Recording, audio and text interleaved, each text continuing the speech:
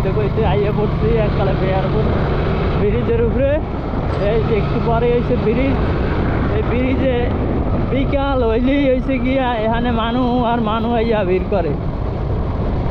ব্রিজটা বাতাস হয়, বিয়ে লইলে একশের বাতাস, ঠান্ডা বাতাস হয়, তো এর লেগে মানুষজন এখানে আইয়া ভিড় করে।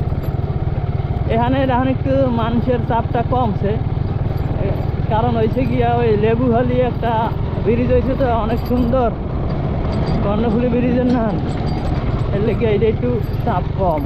এরপর আবার সাহেবগঞ্জে একটা ব্রিজ হয়েছে, এর লেগে একটু চাপ কম। রাস্তার যে অবস্থা আইবে কি করছো, এই কইতে কইতে আইয়ে বসছি বেয়ারপুর ব্রিজ, অনেক বড় একটা ব্রিজ, আইয়ে বসছি। আরে আবার কল দেখে না।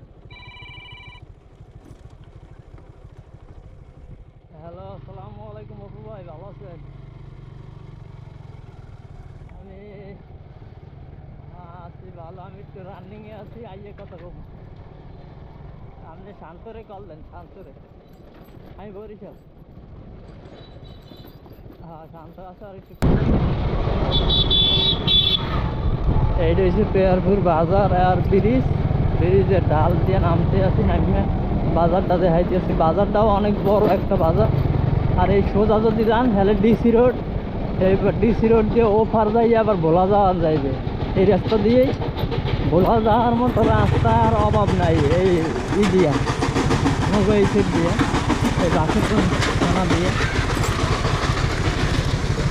ওই সাইড দিয়ে যাম না, ওই সাইডে আবার একটু ট্রলারে সময় বেশি লাগে। ডিসি রোডের উপর যাইয়া ওপারের রাস্তা, জায়গাটার নাম জানি না, এই জায়গা দিয়ে আবার গাড়ি চালাইয়া কতটুকু যাইয়া আবার খেয়াঘাট আছে, ভ্যালুমেয়ার। ভ্যালুমেয়ার খেয়াঘাট যাইতে ট্রলারে লাগে 3 ঘন্টা।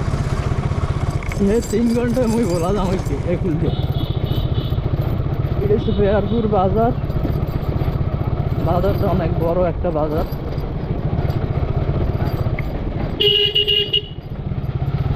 দৈনন্দিন যা প্রয়োজন এগুলো পাওয়া যাইবে। এই আর ভাই হয়েছে গিয়ে কবাই যায়, নল্লা কবাই এই পিছনে। আর এখন মই যাইতেছি গোমার দিকে, এদিক দিয়ে বরিশাল, ভোলা, ঢাকা সব দিকেই বাইরে যাইবে এই রাস্তা দিয়ে। গোমা আবার ব্যারিকেড আছে,